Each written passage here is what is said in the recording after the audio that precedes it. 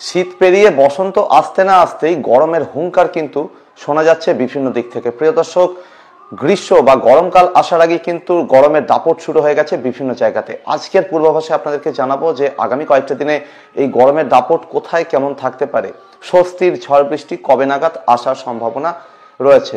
প্রিয় দর্শক, আপনারা দেখছেন ওয়েদার উইথ শুভেন্দু। আজ হলো মার্চের 15 তারিখ, শনিবার, সাল 2025। প্রিয় দর্শক, এই মুহূর্তে আমরা সর্বশেষ যে উপগ্রহ চিত্র সেটার দিকে নজর রাখছি। তবে এটা শুধুমাত্র ভারতবর্ষের উপগ্রহ চিত্র নয়, পৃথিবীর একটা বড় পার্টের, বড় একটা এলাকার উপগ্রহ চিত্র।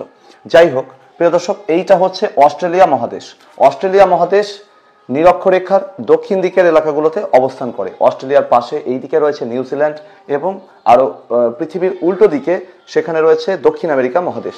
তো নিরক্ষরেখার দক্ষিণের যে এলাকাগুলো, তার মধ্যে অস্ট্রেলিয়া, নিউজিল্যান্ড এবং আরো বেশ কিছু ছোট বড় দ্বীপপুঞ্জ, সেই সাথে দক্ষিণ আমেরিকার একটা বড় অংশ চলে আসছে দক্ষিণ গোলার্ধের মধ্যে। এখন আমরা যত বসন্ত পেরিয়ে ধীরে ধীরে গরমের দিকে এগোচ্ছি, তত কি হচ্ছে, এর আগে শীতকালে নিরক্ষরেখার দক্ষিণে সূর্যের উত্তাপ সব থেকে বেশি ছিল। অর্থাৎ অস্ট্রেলিয়া, সেই সাথে দক্ষিণ আমেরিকার বিভিন্ন এলাকা সহ অন্যান্য যে দ্বীপপুঞ্জগুলো রয়েছে নিউজিল্যান্ড সহ, সেই এলাকাগুলোতে শীতকালের সময়, ভারতবর্ষে যখন শীতকাল থাকে, এই এলাকাগুলোতে, পৃথিবীর দক্ষিণ গোলার্ধের এই জায়গাগুলোতে কিন্তু গরমকাল থাকে। ঠিক উল্টোটা। তো এবার কি হচ্ছে, এবার ভারতবর্ষ এবং সংলগ্ন এলাকাতে যত গরমকাল এগিয়ে আসছে, ততই কিন্তু দক্ষিণ গোলার্ধের এই এলাকাগুলো, অস্ট্রেলিয়া, নিউজিল্যান্ড, দক্ষিণ আমেরিকা সহ আশেপাশের যে দক্ষিণের যে এলাকাগুলো রয়েছে, সেই এলাকাগুলোতে কিন্তু ধীরে ধীরে শীতকাল হচ্ছে। অর্থাৎ সূর্যের যে উত্তাপ সেটা কিন্তু দক্ষিণ থেকে ক্রমশ উত্তরের দিকে উঠছে। যদিও সূর্য নিজে উঠছে না, পৃথিবীর পরিক্রমণ গতিতে বেশ কিছুটা তারতম্যের জন্য এই সিচুয়েশন কিন্তু তৈরি হয়। তো এর ফলে যেটা হচ্ছে, মানে যেটাকে আমরা বার্ষিক গতি বলে থাকি, যে কারণে বছর পরিবর্তন হয়, তো সেই বার্ষিক গতির কারণে কিন্তু এই পরিস্থিতি তৈরি হয়। এবার এই বার্ষিক গতির কারণে কি হচ্ছে, যত সময় যাচ্ছে সূর্যের উত্তাপ ধীরে ধীরে দক্ষিণ থেকে উত্তরের দিকে উঠতে থাকছে। অর্থাৎ অস্ট্রেলিয়া, নিউজিল্যান্ড, দক্ষিণ আমেরিকা সহ দক্ষিণ গোলার্ধের যে সমস্ত দেশগুলো রয়েছে, সেই দেশগুলোতে এবার যত সময় যাবে শীতকাল হবে। আর উত্তর গোলার্ধের যে এলাকাগুলো রয়েছে, সেই এলাকাগুলোতে কিন্তু এবার যত সময় যাবে সেখানে কিন্তু ধীরে ধীরে এখন গ্রীষ্মকাল বা গরমকাল শুরু হবে। তো এক্ষেত্রে এটা এলাকাটা হচ্ছে বঙ্গোপসাগর, এবং বঙ্গোপসাগরের থেকে বেশ খানিকটা দক্ষিণে এই জায়গাটা হচ্ছে, এই যে রেখাটি রয়েছে, এটা হচ্ছে নিরক্ষরেখা।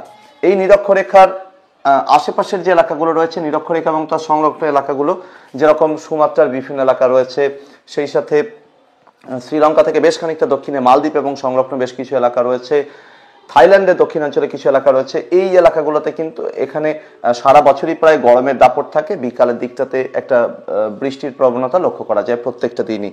তো এই এলাকাগুলোতে আবহাওয়াতে বিশেষ কোনো পরিবর্তন হয় না, বা ঋতুচক্রের সেরকম কোনো পরিবর্তন হয় না। কিন্তু এই নিরক্ষরেখার উত্তর দিকের যে এলাকাগুলো, সেখানে কিন্তু ঋতুচক্র হতে থাকে, অর্থাৎ একটার পর একটা ঋতু কিন্তু আসতে থাকে।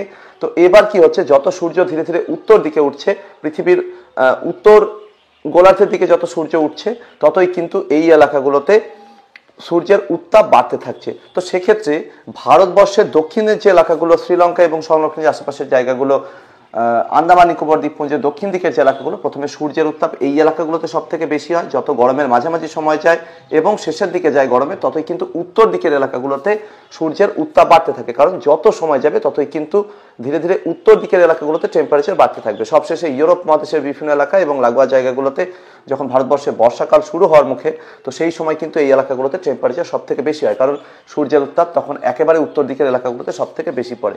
সেই একই কারণে উত্তরবঙ্গ এবং সংলগ্ন এলাকাগুলোতে, বিহারের উত্তরাঞ্চলের বিভিন্ন জায়গা, উত্তরপ্রদেশের বিভিন্ন জায়গা, ভারতের রাজধানী দিল্লি, পাঞ্জাব, হরিয়ানা সহ এই এলাকাগুলোতে, উত্তর দিকের যে এলাকাগুলো, সেখানে কিন্তু সেই সময় গরমের দাপট সব থেকে বেশি থাকে বর্ষা আসার আগের মুহূর্তে। তো এখন কি হচ্ছে, দক্ষিণ ভারতের রাজ্যগুলো, কর্ণাটক, সেই সাথে কেরল, তামিলনাড়ু, অন্ধ্রপ্রদেশ, তেলেঙ্গানা, পাশাপাশি মহারাষ্ট্র এবং ওড়িশার বিভিন্ন এলাকা, এই এলাকাগুলো থেকে কিন্তু সূর্যের উত্তাপ লাগাতার বাড়তে থাকছে, এবং যত সময় যাচ্ছে ধীরে ধীরে সূর্যের উত্তাপ উত্তর দিকে উঠছে, এবং একই সাথে পশ্চিমের বিভিন্ন এলাকা, পূর্বের বিভিন্ন এলাকাতে কিন্তু দখল নিচ্ছে। তো ওড়িশার বিভিন্ন এলাকাতে কিন্তু ইতিমধ্যেই প্রায় 40 ডিগ্রি সেলসিয়াসের আশেপাশে দুপুরের তাপমাত্রা পৌঁছে যাচ্ছে। বাদ নেই গাঙ্গেয় দক্ষিণবঙ্গের বিভিন্ন জায়গাতে। গতকাল গাঙ্গেয় দক্ষিণবঙ্গের বিভিন্ন জায়গাতে 38 ডিগ্রি সেলসিয়াসের উপরে তাপমাত্রা রেকর্ড করা হয়েছে। ঝাড়খণ্ডের বিভিন্ন এলাকাতেও এরকমের সিচুয়েশন ছিল।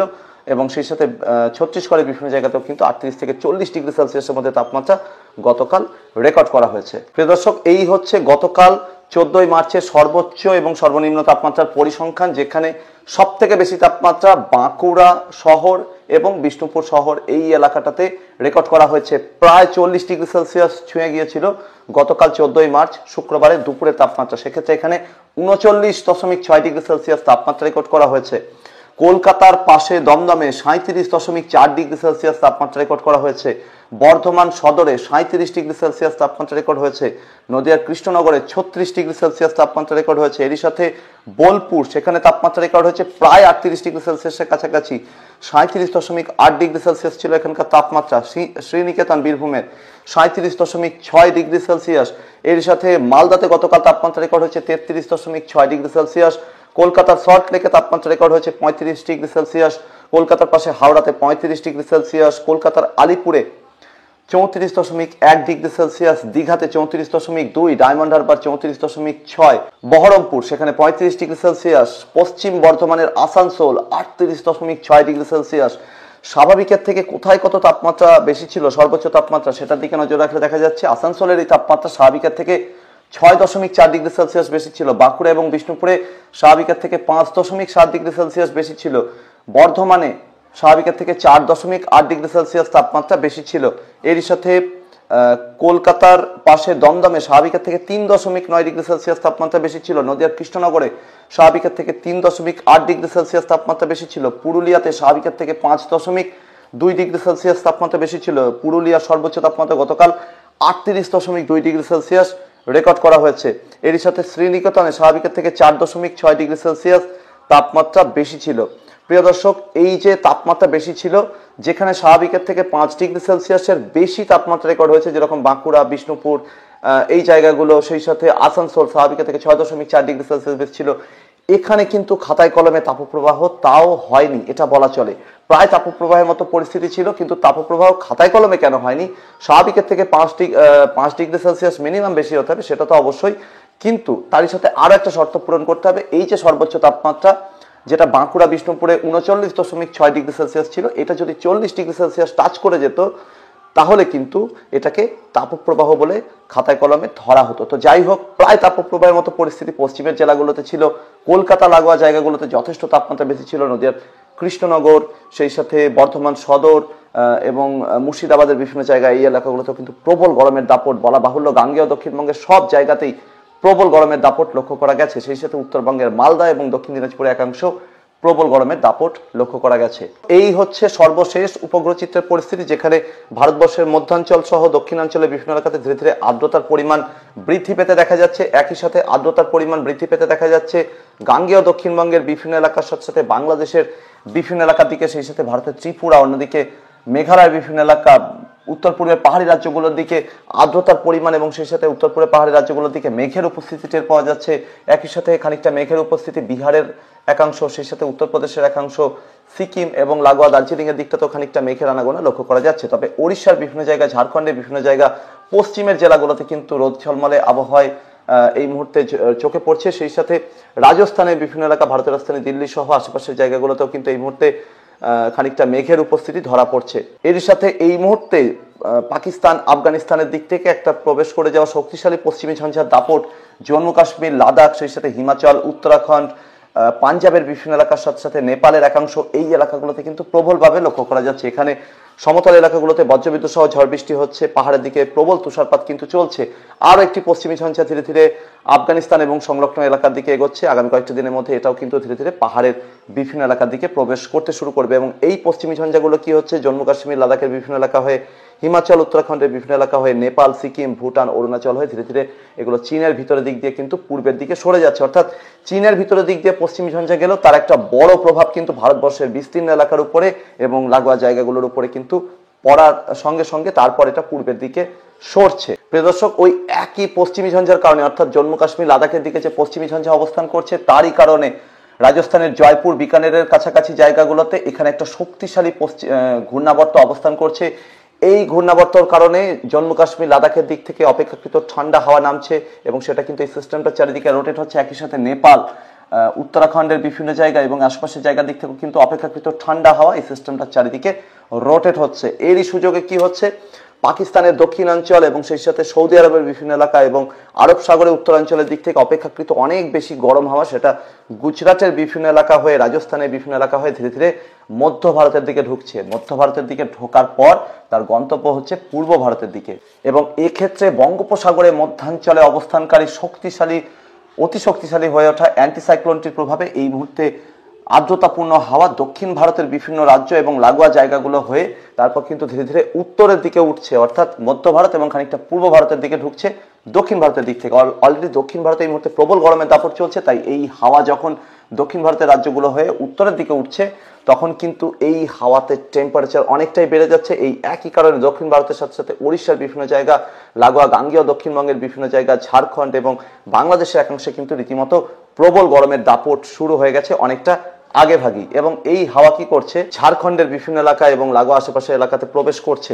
প্রিয় দর্শক, এটা সকালের দিকের পরিস্থিতি। বেলা বাড়তেই কিন্তু আবহাওয়াতে ধীরে ধীরে আরো বড়সড় পরিবর্তন ধরা পড়তে থাকবে, কারণ সেই সময় যেটা হবে, পশ্চিমের দিক থেকে হাওয়ার প্রভাব বাড়তে থাকবে, দক্ষিণ ভারতের রাজ্যগুলোর দিক থেকে হাওয়ার প্রভাব কিন্তু লাগাতার বাড়তে থাকবে। প্রিয় দর্শক, এর ফলে যেটা হবে, এই পশ্চিমের দিক থেকে আসা গরম হাওয়া, দক্ষিণ ভারতের দিক থেকে আসা গরম হাওয়া, সেটা ঝাড়খণ্ডের বিভিন্ন এলাকা এবং লাগোয়া জায়গাগুলোর উপরে ধাক্কা পেতে থাকবে, কারণ বঙ্গোপসাগরের দিক থেকে আর্দ্রতাপূর্ণ হাওয়ার একটা বড় অংশ সেটা বাংলাদেশ এবং লাগোয়া গাঙ্গেয় দক্ষিণবঙ্গের এলাকার উপর দিয়ে বইতে থাকবে দক্ষিণ থেকে লাগাতার উত্তরের দিকে। এই আর্দ্রতাপূর্ণ হাওয়ায় কিন্তু গরম হাওয়াকে রুখে দেবে, এবং সেই হাওয়া কি হবে, অতিরিক্ত গরম হাওয়া সেটা পশ্চিমের জেলাগুলোর উপরে এবং লাগোয়া জায়গাগুলোর উপরে সে জমা হতে থাকবে।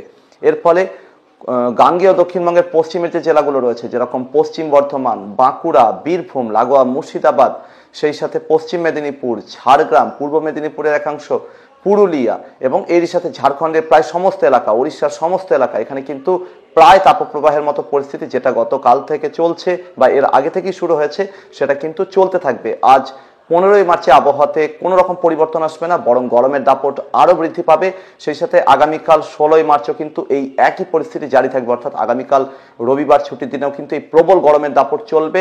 তাপমাত্রা কোথাও কোথাও আরো খানিকটা বৃদ্ধি পাওয়ার আশঙ্কা থাকছে, অর্থাৎ 40 ডিগ্রি সেলসিয়াস টাচ করে যাওয়ার আশঙ্কা কিন্তু আজ এবং আগামীকাল রয়েছে পশ্চিমের জেলাগুলোর কিছু জায়গার ক্ষেত্রে। সেই সাথে ঝাড়খণ্ড এবং উড়িষ্যাতেও এই একই সিচুয়েশন থাকবে। কলকাতাতেও কিন্তু তাপমাত্রা আরো বৃদ্ধি পাবে আগামী 48 ঘন্টায়, অর্থাৎ আজ এবং আগামীকাল।